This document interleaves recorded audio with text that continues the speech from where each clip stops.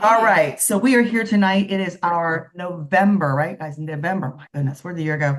November book club meeting, and we read this month The Queens of London by Heather Webb, and we have Heather on the phone on the Zoom, and she's over there in the corner from me. And we're going to ask her some great questions tonight. I've got somebody else trying to get in. Hold on, about this wonderful book. So before we get started, Heather, thank you so much for taking time out of your schedule to join us this evening. Although I'm in California, guys, so it's still afternoon here. I just flew in. Oh, wow. I know. I've got a book talk tomorrow. Yeah, So, me too. oh, yeah, good. That's right. I've got some California people here. I know Janet's from California. I think Diana, aren't you from California as well? Jean, yes. It's No. Thanks for dark, the bookmark. disgusting, and dreary in Massachusetts. Sorry. And I'm in Connecticut and the sun went down at like 4:15. Yeah, and So, it's Right? It's awful. Yeah, gross. yeah. It's kind of dreary in California too. Well, it's actually nice up here in San Diego, so I've got good weather. Oh, At in least San that's Diego. Okay, I'm jealous. yeah, just for a little while. So I want to thank you for this book, Heather. I just misbooked her earlier. I thought she'd written another book before this. We had read her book on The Last Ship Home. I think it was 2 years ago, I think. And we read that in the summer or maybe late fall. And I loved that book. And when I saw that she had another one out, I said, ooh, ooh, ooh, I've got to read it and get it in our lineup. I want to say, first off, it was an interesting and to me a complicated story. Mm. I mean, it was easy read. Like I said, I pounded through this. I think I read this in 5 hours, if you guys can believe that. And I didn't speed read because it was really so good. If I read a book that quickly, I love it. But it's a complicated story because of the divergence of these characters. When I first started reading this, I didn't know I thought it was Alice was going to be our little protagonist through the whole thing. And so I got very confused when Hera comes in and some of these characters come in. I'm like, I don't know where this is going. I'm sure you guys felt sort of the same way. And we had some really unlikely heroes, I think, in a lot of ways. And so, um, most before of I, all, Biscuit. well, Actually, I thought my best hero was the puppy dog, well, we're going to the have that. mutt, You guys the want to do mutt. that now? No, I've got some polling to ask that very question. Um, but first off, I would like for you, if you don't mind, Heather, if you don't open Sure. up. I know I read a little bit of your author's notes about this, but I want you to expand. How did you where did you find this story? And then what motivated you to write this particular story? Just give us some background on that, because I know you're not from London, although you did study French. No, So no, you do a I'm great not. job Yeah. of describing London. So give us a little background on that. Yeah, I think like a lot of novelists, I was reading something else completely unrelated. Just an article, not just a nonfiction article, and I honestly can't tell you what the article was. I just remember one line in it that said Victorian all-female shoplifting ring, and I went, ding, what is that? So I copied and pasted that line into a blank document and I saved it as a book idea. Because I just thought that's fascinating. I'll look into this later when I'm thinking about it. And so I was probably about two-thirds of the way through The Next Ship Home, finishing it up, and I was thinking about the proposal I needed to send to my agent, my editor, and I just kept thinking about that shoplifting ring. So I went back and I looked at that line and I thought, oh, I'm going to do a little preliminary research and see if there's anything there. Um, and I found a few things. There wasn't a ton actually, but there was just enough that I got an idea of who Alice was, Alice Diamond. And then I thought, for this kind of story, I really wanted to build it out more, kind of give different perspectives on the same story threads, kind of like with The Next Ship Home, where I have the immigrant coming through and then a person who works at Ellis Island. I really like to kind of turn the lens around and look at different points of view. I just think you get a more interesting and complete picture of a story that way. And with this book in particular, I think it really needed that. So this is why I chose specifically the first female detective at Scotland Yard, the head of the 40 Elephants, an orphan on the run who gets plucked off the streets, and then a shop clerk. I thought this is a nice, good round view of what's happening in 1920s London. So I just dug in, like I said, to that initial research, and I just was fascinated by it, and I could not stop thinking about it. I'm a huge Dickens fan. I feel like there's a little bit of Dickens kind of mixed in here, like little sprinkles of it, of his work. I mean, I'm not saying I'm Dickens. Who can say that really? But you see what I mean? Like that sort of orphan Right. on the street, the dirty streets of London. And yeah, and I just kind of ran with it. And I got really obsessed by it. And I think I said in my author's note that it was like a movie reel. I could see the story behind my eyes just sort of playing out. And so, um, I got maybe a third of the way through the book. I'd say 100 pages, 125 pages, and went, okay. I've written these initial chapters, but where is this going? What's happening? And so I created a huge storyboard and pasted it to my office wall and did all these sticky notes that were color coded in everybody's point of view and tried to figure out like who's doing what, where, and how are these going to intersect. And I'd never done that before, so it was completely new to me. So you So didn't write each character individually. Like no, some oh God, authors will no, write, like, they'll write no, one and oh then they'll God, no. integrate them later. I think Diane Chamberlain does that. So you wrote Yeah. chronologically, sort of. I did. I actually wrote very chronologically. So I figured out that um, one of the things playing in my head all the time is which character has the most to lose in this scenario, or which character has the most angst and sort of light to shed on this particular moment of the story.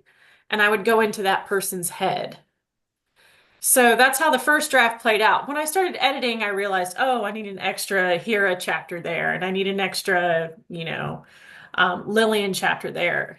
So that happens in the revision part. But for the initial first draft, I just sort of followed the threads of the plot, and then and like I said, whoever in that instance had the most going on, I would switch to their point of view. Um, Well, so yeah. with that, what I'd like to do, because there's I have two polls. I'm gonna do the second one first. Sure. And I'd like to kind of get everyone's, we got a whole bunch of folks on the phone. It's even more fun to do it this way. Who is your favorite character of the Oh, book? And then, oh, come on. And I've that's so got, hard. oh, You know I that that's know, but hard, I'm gonna make, and Sharon. you can only vote for one. Let me find my polls. How do I do No, polls? I can't. It's impossible. You don't get to Um, play. You can play. You can play. But I want to let everybody else ask. Let's see. all right, Let's all see. right. All Let's right, see you what guys they ready? say, and then I'll play a little at the end, kind of. Okay, so let me launch. I think I Oh, you may have a have to. Did you see him? yeah, I love this. This is awesome. Okay, so is Alan, which question's up? They both up? Is Yes. Alan Diamond one a hero, a villain, or is she just complicated? Or it's complicated. And then who is your favorite of the five characters? Lillian, Alice, Lillian, Hera, Dorothy, or Biscuit? You know? And thank you for not killing Biscuit off. Thank you, thank you. I was a little worried about Oh, that. I've been known to kill animals before in books, and it's made people very mad, especially Rita, when I killed listen, the cat in Veil of Doubt. that's cardinal rule number one in fiction writing: never kill the animal.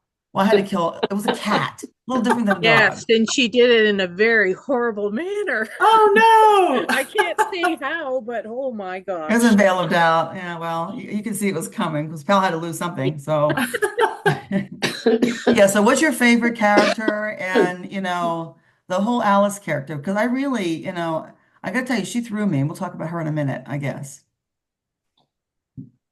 Am I And supposed to answer this you too? can go ahead and answer. Sure. Go Oh, ahead. I Go can't. It's ahead. I impossible. know. Mm. Yeah, I can't do it. I'm not allowed to because I'm launching the poll, apparently. Okay. So, I've got 31 of. I've got yeah, you guys, is everybody played? Everybody in? Because it still says some people haven't voted. If you're on your phone, it's kind of hard. So let me know when I'm ready to go on. Everybody in? Speak now. Okay, I'm going to end the poll and go share the results. Okay. Can you guys see it? Ah, I love it. That's Yes. perfect. So our Alice gal, let me spread her out here. She is complicated, Complicated. yes, of course, but some people didn't like her. We'll talk about her in a minute. And then we look at some of the favorite characters. So interesting. Kira, yeah, Dorothy. Dorothy didn't get I thought Dorothy would get more. Okay. You guys see it? It's hard not to love a feisty little girl on the run. I mean, Exactly, right? Okay. and her sidekick, her faithful furry sidekick. Yeah. Who, by the way, I did not plan on Biscuit. I was just writing the scene where Hero was running away, and I think there's two chapters where she's sort of leaving the house and then out on the streets, and I just thought she curls up in this little flower drum by herself, and I thought she needs a friend. This is horrible. This poor girl. And so it literally it came out of my fingers, not out of my head. And you probably know what I mean by that, Sharon. So I was just kind of typing, and then all of a sudden there's this little dog sniffing around her head, and I thought, yes, oh, we need a dog. We need a faithful sidekick. And then he was there, and he became one of the main characters, sort of. Yeah, he was great. But we talk about these characters. So let's talk about Hero for a second. Sure. Was she always going to be the heroine? I mean, I think she's the protagonist of the story in a lot of ways. Or not. I mean, because she doesn't really show up until like four characters in, right? She's like the last one I think you introduced. I think she's the last one you introduced. Maybe it's Dorothy, the last one. I can't remember. Um, but did you always have her is in there? I mean, or she just sort of came to you I when you were putting it did. together in your head? Yeah. No, I did. So as soon as I figured out that I wanted to do the 40 Elephants and Alice, I knew immediately I wanted the other side of the law. And that's when I started researching the female police from the time, and came across Lillian Wiles, who, by the way, this is worth mentioning. She wrote a memoir, and I think I said this in the author's notes, but she wrote a memoir, and there's only about 20 copies left in the world that you can find, and 19 of them are in the UK, naturally. But there was one in the US at the Yukon Library, which Oh is my in the goodness. town where I live. Whoa. And it gave me goosebumps, and I thought, this is a sign. And things like that happen. I call it the magic of fiction writing, and the muse. And so I went and looked for this memoir that she'd written and couldn't find it, actually, and had to enlist an army of librarians there who were very excited to go hunt down this old manuscript. And we did find it. Turns out, the Yukon Library has a big section on the history of the police, male and female, which who knew? Now I know. But so I got this memoir for her. So from there, I just kept thinking about who would be an innocent in the midst of all of this, and who would be one of those people who kind of would be under the radar, but very present in English society at the time. And it was Indians that were, so India was colonized, and there were many Indians moving to the UK at this time, but you just don't see that in literature so much, a little bit here and there. But not a ton, and you don't see it much really in some of the nonfiction pieces either. You really have to go looking for it. And I thought I would love to put this little girl on the map. What's funny is when I started writing, this was all in the pre-planning phase. When I started writing, she did kind of steal the show for me a little bit. I could hear her voice immediately. I could hear Alice too, but I could really hear Hera quite clearly. The other two I had to work a little harder at. But Lillian and Dorothy. Lillian and Dorothy, yeah, yeah. But I love Dorothy too. I just kept thinking about her as Legally Blonde, like this beautiful, smart girl who's completely underestimated, who's kind of on a wrong path. And she's from East London, not a lot going on for her, but she's got some talent, and she just sort of needs to break out of this cycle that she's in. So, Hera was my agent of chaos. I just thought of her as throw her in the mix and see what she does to everybody's lives and how she's going to change the whole narrative. And she really did. So, Well, I was interesting. How many of you guys saw the Alan affair the minute he said flatmate, that he had a flatmate? Miriam, yeah. Anybody? Oh, Diana. Yeah. I was like, Yeah. oh God, he's married. Dorothy wasn't as up on that, was she? She was a little No, like she's a little a little slow on the uptake on that. slow. Yeah. But no, I thought she was a very endearing character. I felt really, I was pretty fond of her too. But the little biscuit dog, of course, took the show with his loyalty. And actually, I think, he almost symbolized a lot of what you saw in Kira herself. She was loyal, and she could be ferocious. Even though she was afraid, she would do things because, Alice almost as a master, a dog, you know what I'm saying?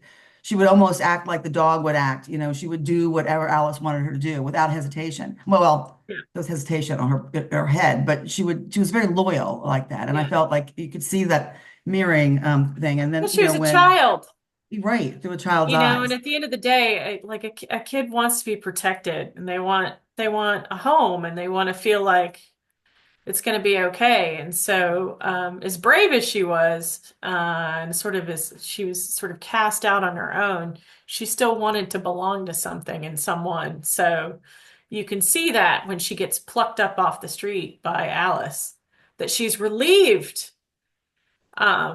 And I feel like I was relieved as the writer slash reader that there was someone who was going to look after her, even if it's not the most upstanding citizen, right? Because you think a 10-year-old has a lot more to lose on the street by herself, for sure. She really does. I have a bunch of questions, but I'm going to we're going to talk about the characters and how you manage their arcs in a bit, but I'm going to let some other folks pipe in if you guys have some comments or some questions you want to ask. And then maybe we can talk a little bit about, how you managed four character arcs at the same time. I thought that was pretty crazy. I don't know how you did it. I can barely manage one or two. Two gives me a fit. So does anybody have anything they want to pipe up real quick and sort of start with some questions you might have about the book or about how Heather did this, her process for writing and researching? You guys are being very quiet tonight. Okay. Anything at Oh, all. here we go. Diane. Yeah, I thoroughly enjoyed the book, and I wondered if you had based the leader of the gangs, Alice, on a real person. Yes, absolutely. She was a real person. Alice Diamond was a real person. She had several aliases, just like I mentioned in the book. She got her first conviction the first time she was arrested, she was 14, and the first time she went to jail, she was 18. She was absolutely a real person. So, as was Lillian. Dorothy and Hero were completely fictional, but Lillian Wiles and Alice were both real people. And several of the gang members in the 40 Elephants were real people too. Maggie Hughes and the bob-haired bandit and a couple of others Lily were. Rose. I think you So, said Bert in the Elephants and whatever it was called, yeah, Castle yeah. Elephants, So yeah, the Bert, whatever his Elephant name was. Castle gang, the male counterpart to the 40 Elephants, was all a real gang too. Yeah. So were they from the 20s or from Victorian times? So good question. So the 40 Elephants actually first reared their heads in the Victorian era, with, the bustled skirts and, much more voluminous clothing. It was a little bit easier to steal things. By the 20s, obviously their clothing has changed drastically. It's much slimmer. And there are the shopkeepers and the police are kind of on to this shoplifting ring because they've been around now for 40 years, maybe 50 years. So they're starting to look out for them. And this is where Lillian Wiles comes in. They actually did station female cops undercover in the department stores to try to catch these women. So all of that's true. I chose 1925 and Alice Diamond instead of the Victorian era when they began, because this was the height of the 40 Elephants' power. This is when they were universally kind of known in London and feared and reviled, and you see them cropping up a lot in newspaper articles, police blotters, that kind of thing. So Alice was a bit of a brilliant criminal mastermind. She was very, very clever, and she expanded the whole 40 Elephant Gang empire, so to speak, drastically in the 20s, which is why I decided to go with her point of view. Plus, the Roaring Twenties are just always kind of fun to read about. I feel like, it's post-war. You've got people celebrating being alive, people seriously grieving. You have the recession. You've got these cars with the spy glasses and the gangsters, and I just find it kind of a darkly glamorous time period. But I got to tell you something. So I was in London in July. Um, Sharon, I don't know if you saw me post this on my social media actually. So I was in London for July for something else entirely. And I was in the Mayfair end of London and I was checking a map on my phone and someone took my phone out of my hand, head to toe all black on a e-bike. And so what they do is they break the motor so that they can make them go faster than what is legal and they can make them quieter than what is legal. And it turns out it's this organized gang that is stealing phones left and right. And it's really bad. So if you're walking around in London, like you're not going to be accosted or anything, but you can just be standing there and they'll just take it right out of your hand. Oh my, So I've been lost. so ironically, the next day after I had gotten over my shock and anger and awe, that I was standing across the street from one of the big department stores that Diamond Annie always robbed. And I just went, okay, here we go. This is her way of saying, welcome back to the UK, Heather. Ha ha ha. This organized crime ring is taking your phone and running with it. I So did have to Harrods, remind myself that, hey, I studied abroad when I was in college without a phone, without, electronic maps. It's going to be okay. But the problem is there's no more payphones and nobody prints maps anymore. So that was part of the problem. It was kind of like, what do I do? And I had to kind of take a deep breath and go, I remember where the subway stop is, the underground stop. I remember my hotel address. I have a credit card that taps because that's what you need to get into the underground. And I made my way back to the hotel, but it was a big thing. I went a whole week without it, and in a foreign country, that's always a little bit weird. So anyway, but Diamond Annie, welcome so me back to you the had UK. some real inspiration for, Yeah, for how absolutely. Dorothy felt when they came into the store and robbed under her nose. Absolutely. Wow. So, I'm so sorry that happened. That's oh terrible. no, it's fine. You know what? It happens. It happens. Miriam, you have always something great to add. Here she comes. So first I want to tell you that there's a review up on Goodreads because that's where I review all my books. And I got your next one. It just came yesterday, so I can't wait to read about the Queen. Um, yes, that one. That one just showed Thank up. you. Um, so I really liked Hira. I thought she was a very interesting, very intrepid young woman. Um, I could imagine her being just petrified and not knowing what to do, but she's kind of like needs a mom and she doesn't have a Yes, mom. But it is in my imagination, or didn't she leave with her stuffed animal too? she did. She left with She her did. So tail. she left with a Ganessa and a stuffed animal. She did. She But she brought her doesn't really, things. she doesn't really do anything with the stuffed animal. I mean, it's not like you see her kind of schlepping it around. She changes Right. her affection for the dog, You which learn she's learned quickly when you're on the streets, you don't whip out your stuffed animal. yeah. Yeah. I thought she was a really interesting character because she was such a little, a little rich girl, and yet she was so underprivileged. And so um she just seems so lost. How about emotionally poor? You know what I'm saying? Emotionally. Yeah, Yeah. she only had Yeah. one mother figure as the cook, housekeeper. I kept expecting her to go back there and find solace with the housekeeper. So I'm really glad that in the end she does. But I really, really liked her. I thought she was a really interesting character there. Um, and I I could think, see a lot of Dickens in it as well. yeah. Mm. I like that you are talking about her emotional being and Sharon, you too, saying emotionally poor. That's, I think, one of the reasons why I put her in the position that I did was because a regular 10-year-old kid who lives in a rich household is not going to run off. That's just Right. not, I mean, honestly. I'm not sure that one in her position would either necessarily, but given that she was in the situation where she's going to be shipped off and she has no one, And she doesn't feel connected to the life she's in at all. That I had to set it up that way so that it made sense that she would actually try to leave. And like, kids all the time, when they don't like something, think about running away. I think that's a very common thing for that age group, but they don't have, most of the time, kids don't have a real reason for that to happen.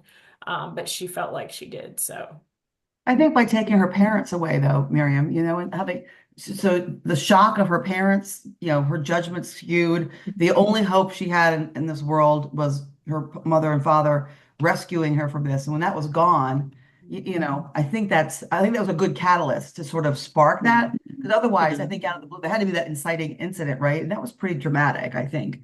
And For the way sure. she was told, right, over a celery soup, which she didn't like, hey, it was pretty rough, but I can see how it would. I've got a 10-year-old grandson, and I'm telling you something, it doesn't take much. I hate you, Nana. Not giving, I'm not really. leaving, right. I'm leaving. I just jumped into the book. I was reading a book that was taking me forever, and I'm like, oh, I really like this book because I can't put the damn thing down. So Excellent. I'm just like Sharon. I read it, like in one big loop. As you can see behind me, I have a ton of books. I read all the time. I review. I just thoroughly enjoyed it, and I've enjoyed some of your other books. So Thank you I'm so sure I'll have much. something else to say later, but I'm gonna let Carol ask a question because she's gonna have something really good to say too. All right, Carol. Okay, so, I have more to say than questions, but I do have a question. So I want to just say, firstly, I listened to it. Oh, yeah. I started listening to it, and then I ordered the book on Amazon. The book came. I read a few pages, but I couldn't stop listening. I She was so felt good. I was listening to a radio play from like back in the 30s. The voices, it was so entertaining that I thought about this story when I wasn't even listening or reading. It was almost like it was happening in my real life. I'm a bit of an Anglophile, and to me, some of this story reminded me of like a really good mystery. I loved it as a mystery. I loved the fact that we weren't really sure what was going to happen. And it also reminded me a lot of stories of that era, especially with India and stuff, where people are wards, like the parents die and then they have a guardian and, kind of like Oscar Wilde or, so I love that.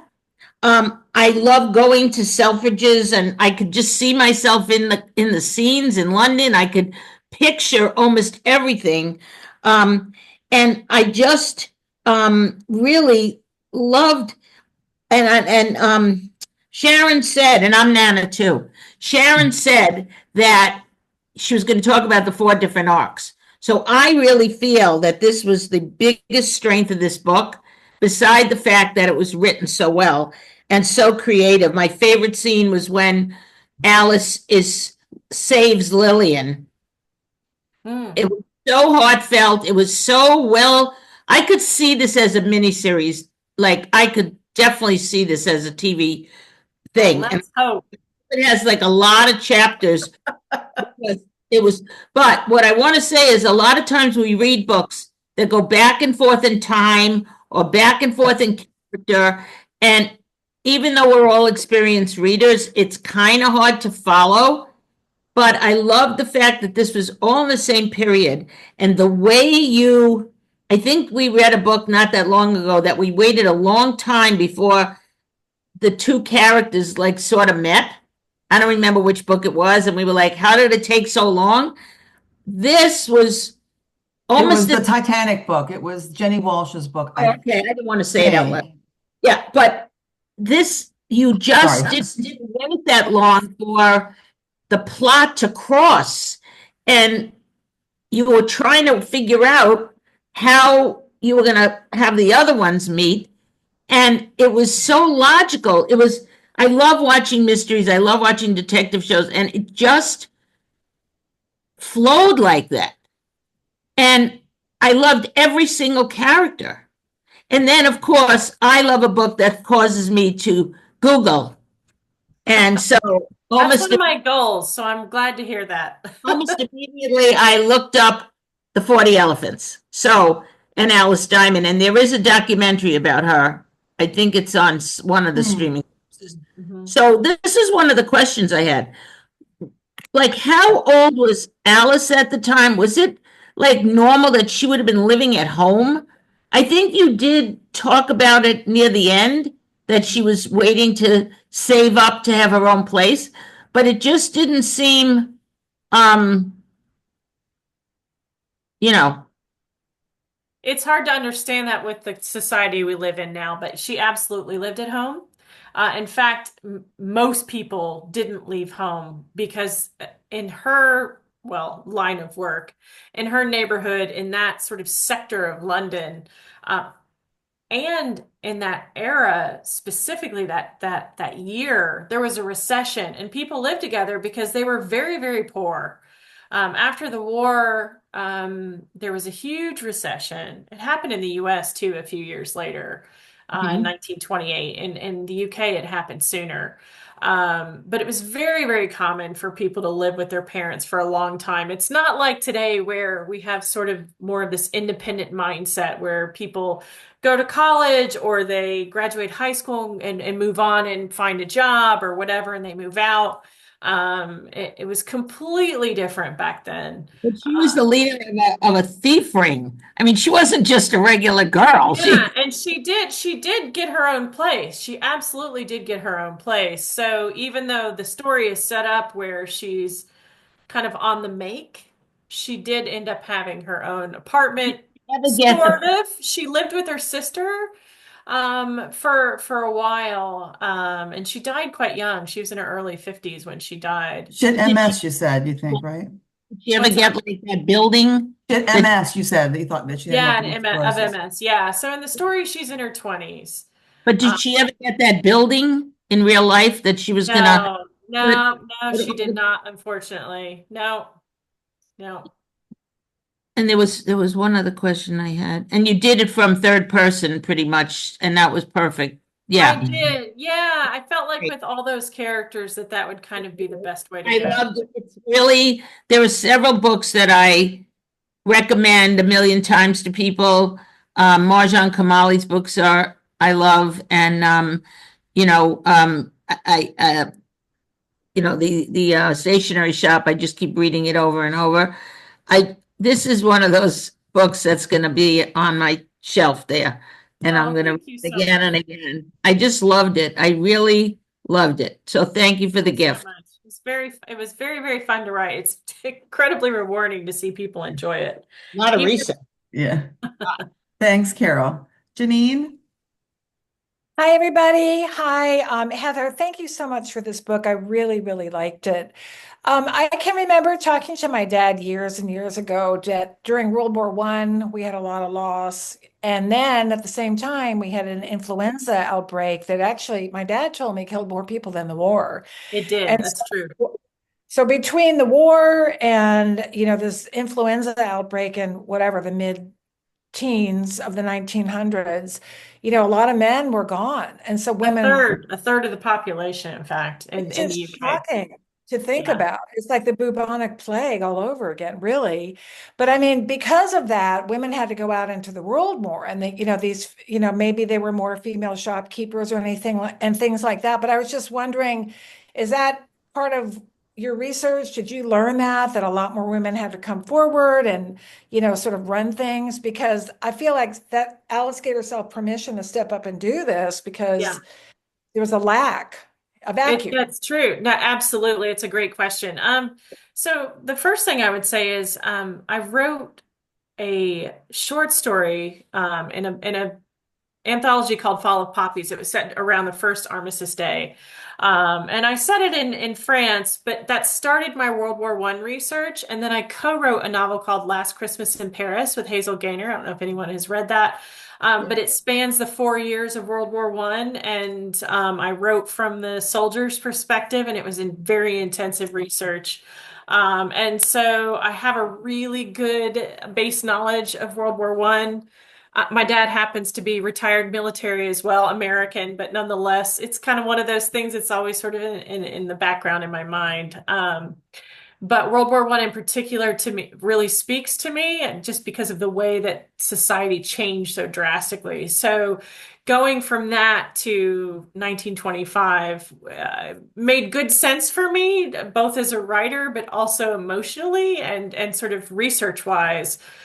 So women very much had the ability to step in for men, but then those that came back were resentful, and it created a lot of issues. And then there wasn't enough lawmen around, and then with the recession, there was a lot of poverty. So this is where the gangs kind of infiltrated and filled in that space, and it happened in the U.S. too, just for different reasons, really, because they didn't have the kind of loss from World War One that the UK did. So, the prohibition was part of it in the US, and a group called the Christian Women's Movement that was part of that with the prohibition is the reason why the gangs sort of filled in the US. Among other things, but in the UK, absolutely, yeah. So this is kind of my sweet spot. I really my favorite time period to write about and research is about 1880 or 1875 to about 1925, 1928. I just really like that corridor, I think, because of all of the inventions, the women's rights movement, the arts movement. I mean, there's so many things happening. Society completely changes. So yes, very much so. It's kind of my wheelhouse. And when you talk about gangs really quick, it happened after the Civil War as well in the Northeast in the US. Yeah. You had that, that sort of void, and you had the gangs come in and replace law and order in places like Baltimore and New York from well, really the late 1850s, if you will, with the immigrants coming in as your last, one of your books had shown, but much earlier, up through that early 1900s, a lot of It's gang kind of typical. activity. Yeah, after the Yeah. men, When there's a vacuum, you have the lawless step in and make their own law. it's true. Yeah. Yeah. Okay, so thank you, Janine. Diana? Oh, thank you. Sorry. I love London, my favorite city in the world, Oh, wonderful. but I knew nothing about this. I don't know very much about World War One. And several years ago, I was in Belgium and went to the In Flanders Field Museum, Okay. Oh, which good one. is probably one of the best museums I've ever visited. But anyway, Wonderful. that's neither here nor there. I really enjoyed the story. Is several people have mentioned, if you have to look things up, I think that's always a good sign. But I was a little off put by the use of some terminology that seemed to me that was much more modern than the times, like the word icky and the word narc, like Sure. to narc on somebody. And could you talk about that a little bit and how those decisions were made to I could be completely off base that Sure. they Well, first of weren't. all, I think a novelist makes decisions based on, whatever it is they're working on and how to be accessible to their audience. So that's always a consideration. But the other thing is narc actually is from the mid 19th century, so we're all set there. Oh, It has okay. changed over time in terms of its meanings. Icky, I think, was in the dictionary about a decade after this book, but most common use slang terms have been around for 20 to 25 years before it actually shows up in a dictionary. So if you're a historical fiction writer, you have a little bit of this leeway window. Okay. So yeah, and maybe it took you out of the story. I would apologize for that, but it is what it is. But yeah, there's always a bit of a range with terminology. It's really hard to. Sometimes you can really pinpoint it. But other times Here's it's my rule of thumb, Diana, just so to help Heather on this one too a little bit, is that if my editors don't catch it, if I know it's like on the line, so the pillow talk and veil it out was one of those terms I use. is on the line, I'm like, okay, if they don't catch it, I'm letting it go. So Oh, that's kind of the okay. rule I use. They're usually good at Yeah. catching that kind of stuff. Yeah. I mean, there's And like second, six reads after I'm done reading it. There, besides me, there's six other oh, it's editors. And it's kind insane. of And true. it's the most Um, frustrating process ever, right? they still miss stuff. And I think it's good that you're paying attention to terminology. I think especially with historical fiction, it's kind of a big part of it, and it's important because it sends a certain kind of message and it creates an environment when you're reading. But yeah, there's about a 20-year window, 20 to 25, where you can play with a term that's very close. Okay. Um, But I yeah. also like some of the terms that she had, for example, the brawly, talking about an umbrella, the brawly, and then Yeah. wanker. Oh my God, I was married to a Brit Yeah. once, so well, I've been married a couple times, more than once, more than twice. Wanker, there were some other ones you really could have put in there. I'm surprised we didn't get toss pot in there, but Yeah, anyway, try to keep it not terribly far from what an American would pick up on understand. easily. Yeah. Thank you. Thank Yeah, you so sure. much, Because I Diana. was a teacher for years, Oh, so were you? that Oh, kind of stuff, fabulous. So that you're kind of my kind stuff. of person. Oh, I was a high school teacher for a decade. So oh wow, yeah, yeah. you're What'd brave. you teach, Heather? French, high school French. And you, Diana, what'd you teach? English. Well, I started in elementary school and then I moved to middle school. So, Oh, well, you are also brave. yeah, Middle schoolers are tough. well, somebody's got to love them. Yeah.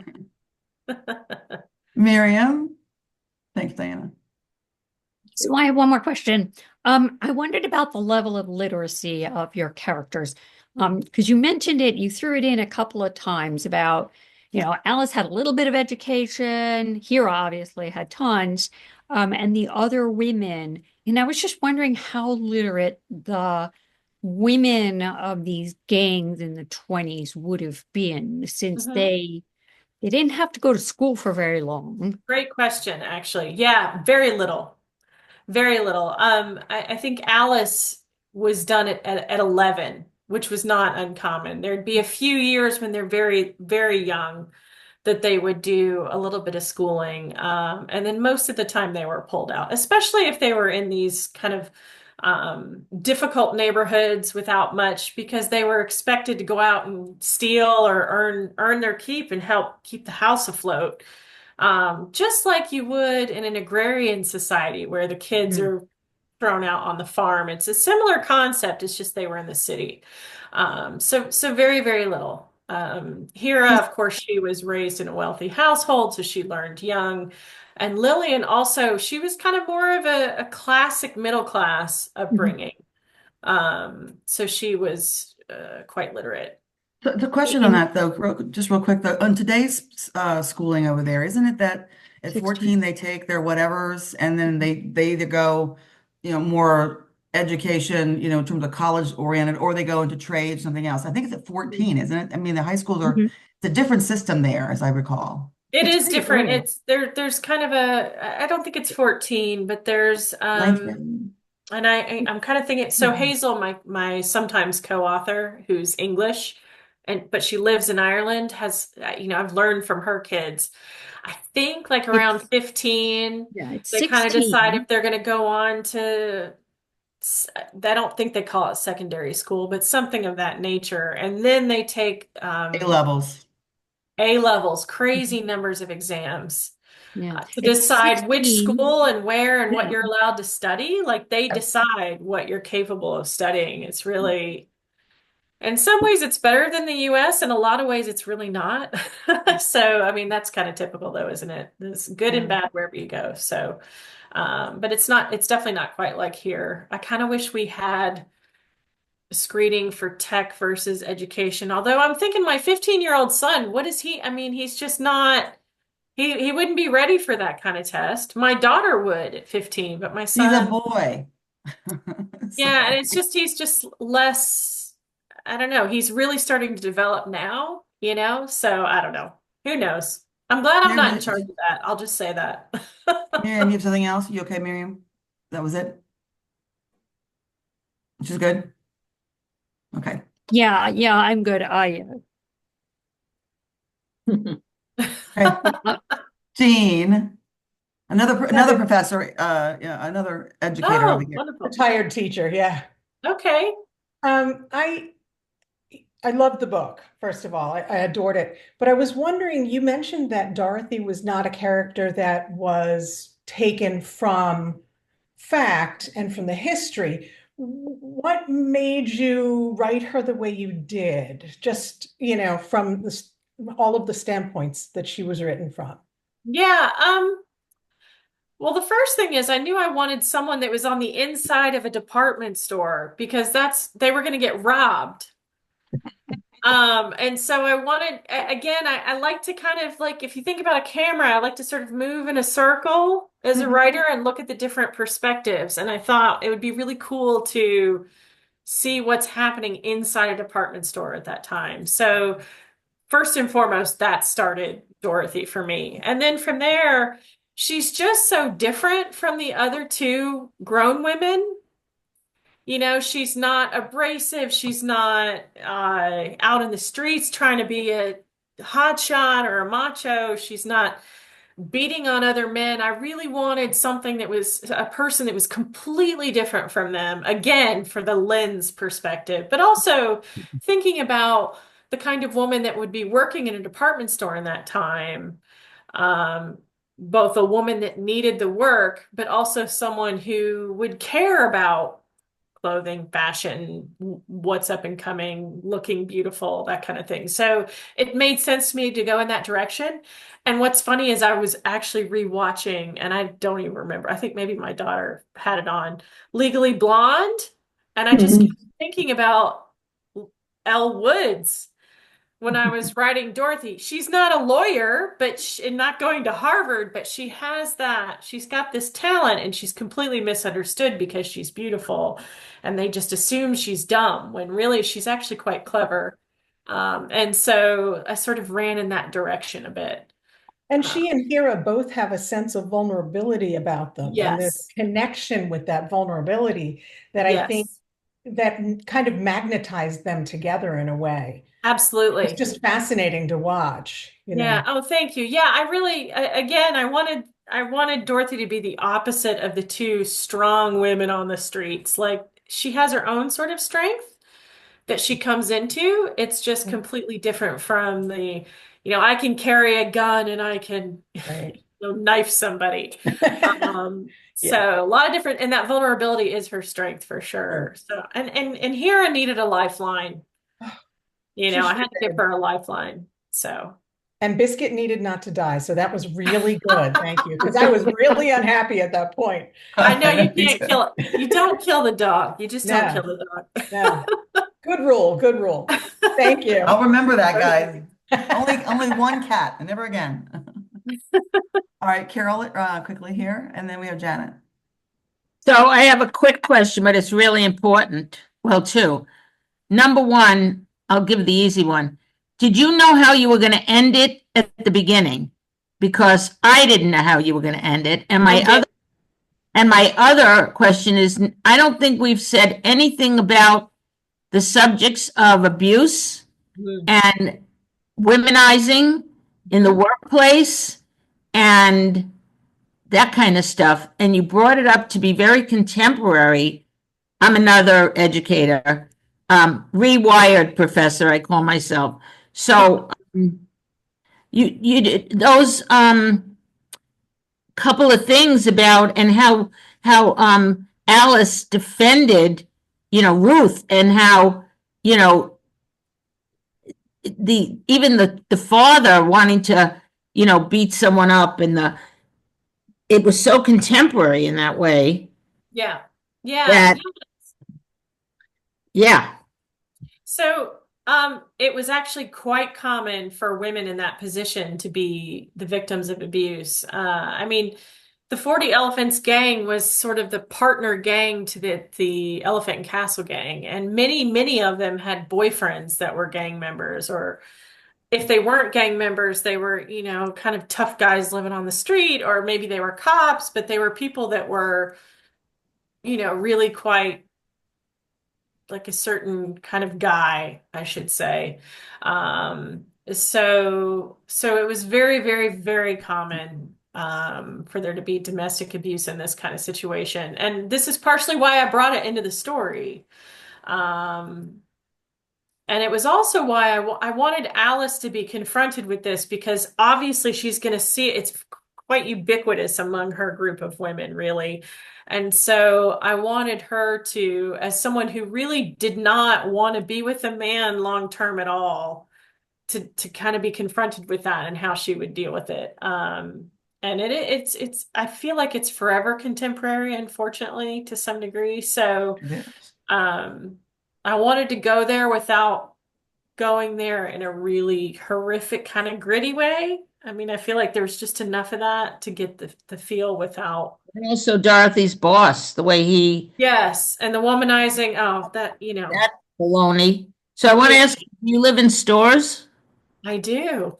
Ah, so, well, I know that's where the University of Connecticut is. So tell me about the ending, because even though there was a lot of like sadness and, the beatings or when she got captured or, the whole cat and mouse thing, it still ended really nice, like a real, Always my goal. Yeah. Yeah, I try to aim for that. You know what? I think all of my books, so my collaborations with Hazel tend to be a little more happily ever after endings, although we still usually have a bit of a bittersweet element mixed into our books too.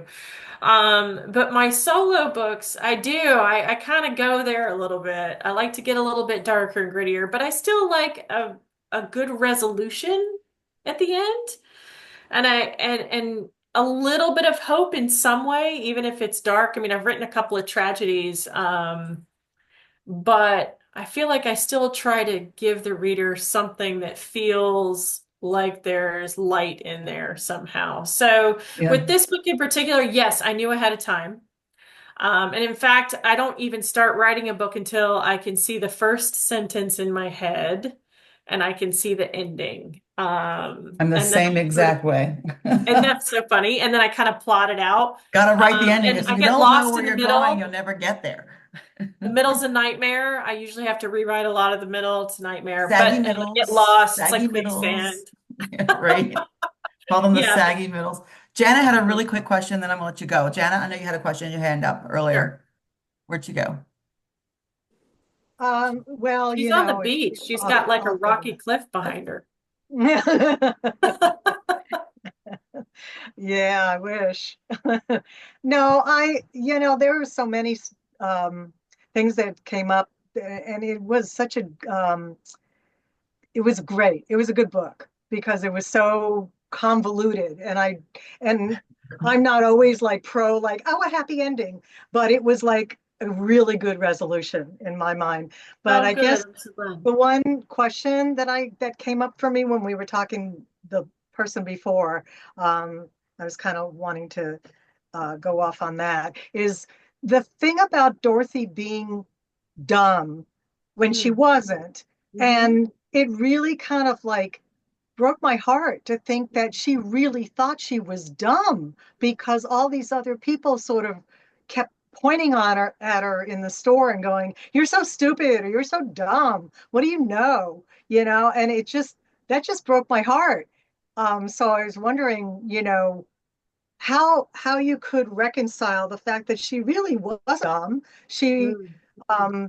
was smart enough to be doing all these like drawings, and basically she was a fashion designer, in the rough. And so how did you want people to kind of like really reconcile that aspect of her? Yeah, I think so my larger goal for all of them I think applies to Dorothy too, which was to show the various relationships they had with men at this time Yeah, and how poor. many of those relationships were not good. Some of them were good, like Lillian had a good relationship with her boss, Yeah, and a good relationship with the lawyer that came in that was trying to help right. Hera. So there was definitely some good male relationships, but So for Dorothy, I wanted to show both how women were working against her and Yes. how, obviously she was a victim of her boss as well and dealing with men, but she also, even her own mother, like she had to learn how to not hear what anyone else was saying and come into her own. And I think all four of the characters have All to right. do that in Okay. some way. And that was Got it. Okay. one of the goals I had. Hers just her journey looked a little bit different from the others, but when you get really down to it, they were kind of all similar. Similar. Okay. And they ended up having to work together in some form or another Yeah. too, which is what I always like to make women have to work Yes, yes, together. yes. Perfect. Thank you. That's a perfect explanation for all of that. Just really quick before we go, I wanted to ask you one thing about Dorothy's mother. So you had said you introduced that toward the end of the story, that her mother was going off to work for a barrister's office. Mm. And I thought for certain she was going to be working for Clyde. I Oh, thought yeah. for certain that's what you were going to do. I don't know if that was in your head, if you pulled it out or what happened. A little too convenient. That was Did one of those anybody things where it was did going to come cross that my way? I thought mind. for sure, huh? Yeah, it did cross my mind. I thought, oh, it's probably a little too convenient. It's too circular. Everybody knows it. And London's a huge place, right? So, Right, right. There for a minute, I thought, yeah, oh my God, here we go. But no, that's okay. so funny. Well, Heather, I want to thank you. This has been a great discussion, and you for having everybody, me. look, listen, I'm everybody. We're not even gonna have a Thank discussion afterwards you. because we're out of time, and everyone wanted to ask you questions because they all love the book. I haven't heard anything negative, which is wonderful tonight. And it's But we okay want if to you know have what's negative. next. It's What's okay. next? What's We don't have next? to talk What's Let's about see. it. I next? was going to ask you. So she had a big announcement that just happened Yeah, the day actually, before yesterday, so Tuesday. I mentioned that I co-write sometimes with an English author, Hazel Gaynor. This is our Right. fourth collaboration, and unfortunately, it's backwards. But it's Christmas with the No, we Queen. can see it fine on our side. Oh, you can. Okay, so it just came out Tuesday, and it takes place over the early reign of Queen Elizabeth, the first five Christmases at Sandringham and Buckingham Palace.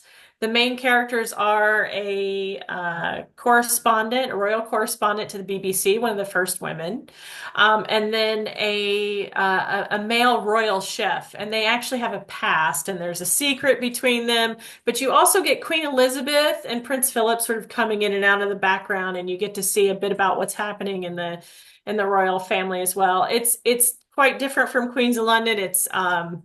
It's a love story. It's Christmassy. It's very feel good. It's the right thing to read at this time of year, I think. Oh, maybe, So, maybe we could do some sort of special where you guys order it and you sign up at my website. I could, maybe Heather would give you a book plate for a gift or something if you oh buy them. yeah, I don't totally. know. And 100%. I'll set up a form and maybe that'll help you get some promotions, some Christmas sales, and a little book plate in the mail. So, and you would just send them to me, Heather, and then I would send them off. But let's see if we can do that if you want to talk about that. You guys, I think it's a great idea. And Great idea. I would love to read it. I have not gotten it yet. It's, it's coming. I ordered it, pre-ordered, but Amazon is letting me down. But I'm looking forward to it. And if we love it, we can do it here. Has anybody else read it already? Come on. Anybody got it and read it yet? It just No, came I out got it like on 2 days Tuesday, but I ago. haven't read it yet. I just want to Her ask, books only take 5 hours, Miriam. Come on. I've been busy. I'm reading something else for another author. if you're coming to Massachusetts to any of the bookstores. Yeah, you know what? Hazel flew over from Ireland actually, and we were just there about 3 weeks ago. We went to an unlikely story in You Plainville. missed it, Carol. Yeah, She looks, yeah. yeah. Store. I live 8 minutes from there. Oh I no, yeah. know. So if the best way is I have a newsletter on my website. It only goes out once a month. I never spam. It's very and I always share like where I'm going to be and You talking I about the get it. what's we- that? new I get book your or the newsletter. one we just read? The new book, Christmas with the Queen. Hazel That's came the new over. one that's just coming. We It did just a came out chat. yesterday, Yeah, the day I before also did a yesterday. Queens of London event there too. But yeah, that's too bad I missed you. Oh, I love Kim. I love Kim. I've met so many authors there. Yeah, it's a wonderful store. It's Always one of in- my favorites. Yeah. All right. Well, I'm going to stop recording now and I would Thank you thank you guys. so much. Dimple Good and night. Shane. Here we go.